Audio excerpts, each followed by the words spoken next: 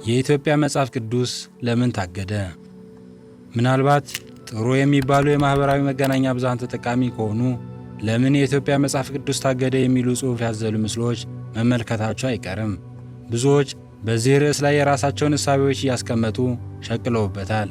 ለብዙ ምዕራባውያንና ተመራማሪዎች ደግሞ የማንቂያ ደወል ሆነላቸዋል። በጣም ብዙ የሚባሉ የሌላ ቤተ እምነት ተከታይ የነበሩ ሰዎችም ፊታቸውን ወደ ኢትዮጵያ ኦርቶዶክስ ተዋሕዶ ቤተ ክርስቲያን እንዲያዞሩ አስገድዷቸዋል።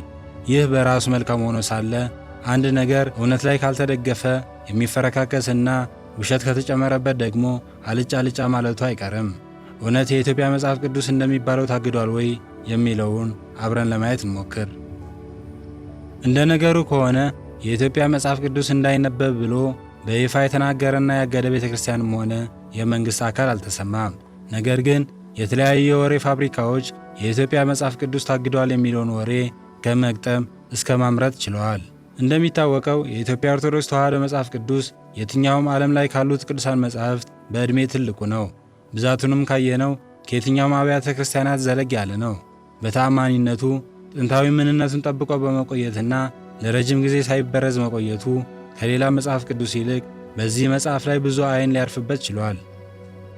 ለምሳሌ የፕሮቴስታንቱ 66 እንዲሁም የካቶሊክ 73 መጽሐፍት ሊመልሷቸው የማይችሉ ጥያቄዎች በ81 የኢትዮጵያ ኦርቶዶክስ መጽሐፍት ላይ ከነ ማብራሪያቸው ቅሉጭ ብለው ይታያሉ።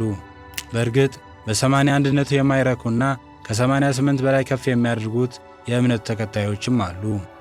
ለምሳሌ በክርስቲያኖች ዘንድ ትልቅ ከሆኑ ጥያቄዎች አንዱ መላእክት መቼ ተፈጠሩ የሚለው ነው። ለዚህ ማንም መልስ የለውም። መልሱ ያለው በኢትዮጵያ ኦርቶዶክስ ተዋሕዶ መጽሐፍ ቅዱስ መጽሐፈ ኩፋሌና ቀለሚንጦስ በሚባሉት መጽሐፍት ላይ ነው።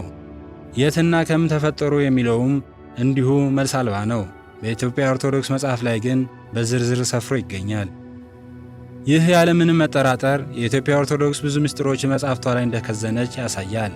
ይህን ምክንያት በማድረግ ብቻ ግን የኢትዮጵያ መጽሐፍ ቅዱስ ለያዛቸው ምስጢራት በተለያዩ የጥፋት ማኅበራት ሴራ ምክንያት የተከለከለ አስመስሎ ማውራት ተገቢ አይሆንም። ወትሮውንም የልብ ፍላጎት እያዩ ለጥያቄ ሁሉ ጠያቂው የሚፈልገውን መልስ የሚሰጡት መገናኛ ብዙሃን የተከለከለና የኢትዮጵያ ቤተ ክርስቲያን ደብቃ ያቆየችው አስመስሎ መናገሩ ፌዝ ይሆናል። ሕዝቡም ቢሆን የኢትዮጵያ መጽሐፍ ቅዱስ የታገደ ነው ብሎ እንዲያስብ የሚያደርጉት አያሌ ምክንያቶች አሉት። በምዕራባውያን አብያተ ክርስቲያናት እኚህ ተጨማሪ መጻሕፍት በቀኖናዎቻቸው ላይ አለመኖሩ በብዙ ምዕራባውያን ዘንድ ውዥንብር ሊፈጥር ችሏል። በቀኖና አልተካተተ ማለት ደግሞ እውነተኛ ነው ብሎ ለመቀበል ከእምነቱ አንጻር የሚቻል ባይሆንም በአእምሮ ላይ ለጥያቄ ሁሉ መልስ ማግኘት አለመቻላቸው የኢትዮጵያ ኦርቶዶክስ መጽሐፍ በሆነ ሴራ የተከለከለ ተደርጓል ብለው በማሰብ ወሬውን ቢቀባበሉት የሚገርም አይደለም። የካቶሊኩም ሆነ የፕሮቴስታንት የመጽሐፍ ቅዱስ ቁጥር ማነስ ራሳቸው የእምነቱ ተከታዮች ያመጡት ጣጣ ነው። ምናልባት የእምነቱ አባቶች ቀኖና ቤተ ክርስቲያናቸውን ሲሰሩ እነዚህ መጽሐፍት አካተው ቢሆን ኖሮ ይህ ባልተፈጠረ። እንደሚባለውም ቀድሞውኑ በቀኖናዎቻቸው ላይ አለማካተታቸው የራሳቸው ድብቅ ዓላማ ኖራቸው ሊሆን ይችላል። ሌላው የቅኝ ግዛት ሥርዓቱና አውሮፓ ተኮር ጥፋት መጽሐፍ ቅዱስ የሚለው ጠቅላላ ግንዛቤ ላይ ብዥታን ፈጥሯል። የአውሮፓ ሊቃውንት የአፍሪካውያንን ክርስትና እነሱ የሰበኩትና እምብዛም ያላደገ ወይም ፍሬ ያላፈራ አድርገው ስለሚያስቡት የኢትዮጵያ መጽሐፍ ቅዱስ ምንጩ አፍሪካ ነው በሚለው እሳቤ ብቻ መላምልታዊና የፈጠራ መጽሐፍ እንደሆነ ተደርጎ በብዙ የሥነ መለኮት ተማሪዎች ዘንድ ሳይታወቅ ሊቀር ችሏል። ዝም ብሎ ለሚመለከተው ግን የኢትዮጵያ መጽሐፍ ቅዱስ አውሮፓውያን ለአፍሪካውያን ከሰጧቸው የኪንግ ጄምስ ቨርዥን መጽሐፍ የ1200 ዓመት ልዩነት አለው። አሁን በተለያዩ ሙዚየምና የታሪክ ማህደር ያሉ የግዕዝ ብራናዎችን ስንመለከት ቀደምቶቹ በአራተኛው ክፍለ ዘመን የተጻፉ እንደሆነ ሰፍሮ ይገኛል። የኪንግ ጄምስ ቨርዥን ደግሞ የታተመው በ1611 ዓ.ም ነው። ሲታተም በመጀመሪያ የነበረው የመጽሐፉ ብዛት ግን 80 ነበረ። ኋላ ላይ ቀስ በቀስ በተለያዩ ምክንያቶች ተቀንሶ አሁን ላይ 66 ሆኖ ቀርቷል። ለዚህም ሌላ ሴራ እንዳለ ብዙዎች የጥፋት ማኅበራቱን አስተምረው እያጣቀሱ ያብራራሉ። በዓለም ዙሪያ ግዙፍ ስም ያላቸው የክርስትና የትምህርት ማዕከላት የነበሩት አሌክሳንድሪያ፣ አንጾኪያና ግሪክ ስለነበሩ አብዛኛው የዓለም ማኅበረሰብ ለትምህርት የሚያቀና ወደ እነዚህ ሀገራት ስለነበር የኢትዮጵያ ሊቃውንት አስተምህሮን በዓለም ዙሪያ እንዳይደረስ አድርጓል። ለዚህም ነው አሁን ላይ ያሉት የኢትዮጵያ የሥነ መለኮት ምሁራን ሳይቀሩ ለትምህርታቸው የሚያጣቅሷቸው መጻሕፍት የእነዚህ ሀገራት ሊቃውንት የጻፉትን ብቻ ሊሆን የቻለው። በእርግጥ የዚህ ተጠያቂ ቀደምት ሊቃውንትና ነገሥታት መሆናቸው እርግጥ ነው። ግዕዝ የሚባለው ቋንቋ የቤተ ክርስቲያን ቋንቋ ሆኖ እንዲቀር መደረጉ ይህን ሁሉ ቀውስ ሊፈጥር መቻሉ ግልጽ ነው።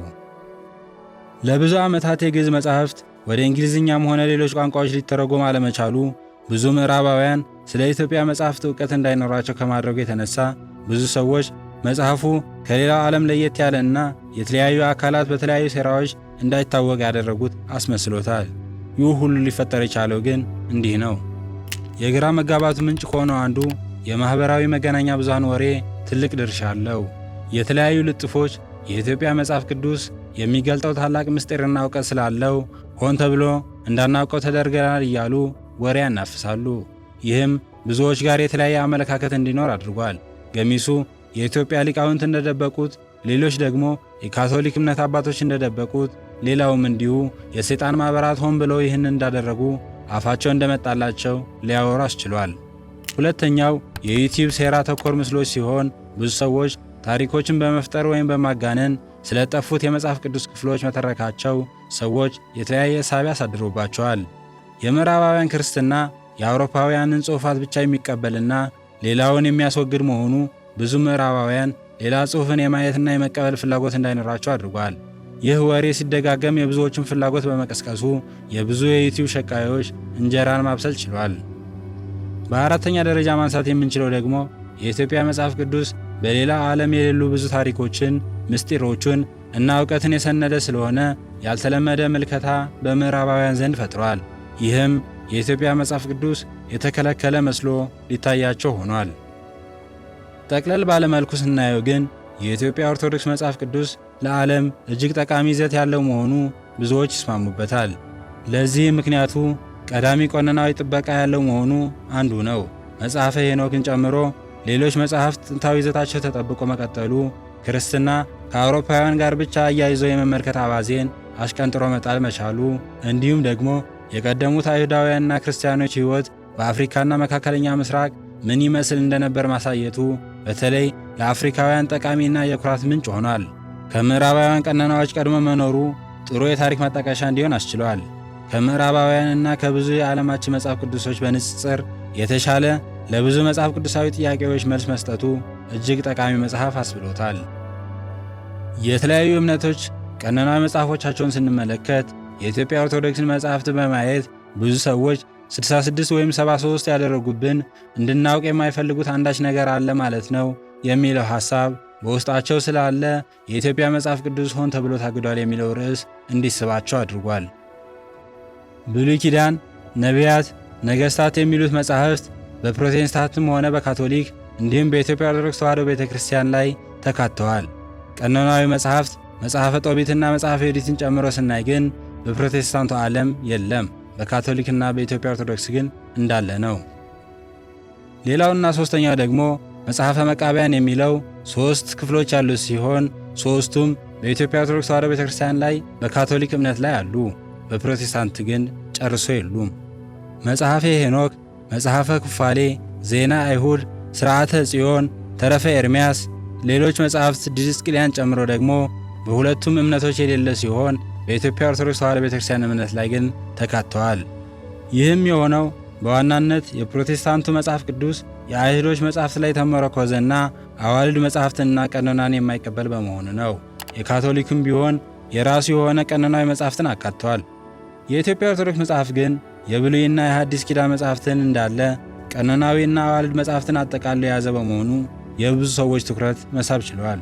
ይህ አልበቃ ሲል ደግሞ ጭራሽ እኚህ ሁሉ በቀደምት ክርስቲያኖች ዘንድ የታወቁ ሆኖ ሳለ በኋላ በተደረጉ የምዕራቡ ዓለም ክርስቲያኖች መጽሐፍ ቅዱስን የማደስ እንቅስቃሴዎች ብዙ መጽሐፍት ከዋናው ላይ ተገንጥለው ሊቀሩ መቻላቸው ይህማ ከእኛ ሊደብቁት የፈለጉት ነገር ቢኖር ነው የሚል እሳቤ ብዙዎች ዘንድ ሊኖር ችሏል።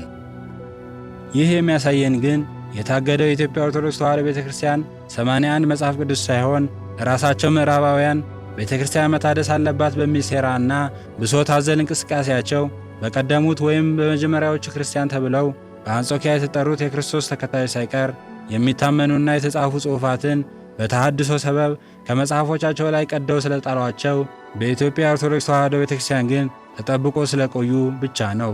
ስለዚህ የታገደ የኢትዮጵያ መጽሐፍ ቅዱስ ሳይሆን የታገደው የቀደሙት ክርስቲያኖች ጽሑፋትና ታሪክ ነው እያልን የተረፈውን ደግሞ የተሸፈነውን እናንተ ገልጣችሁ እንድታዩት በመጋበዝ እዚህ ላይ አበቃን። በአስተያየት መስጫው ላይ የምትፈልጉትን ሐሳብ አስቀምጡልን። ራሳችንን አርመን የተሻለውን እናቀርባለን። ቬል ግሎብን ሰብስክራይብ በማድረግ ቤተሰብ እንድትሆን እየጋበዝን መልካሙን ሁሉ በመመኘት እዚህ ላይ አበቃን። ቸር ያቆየን።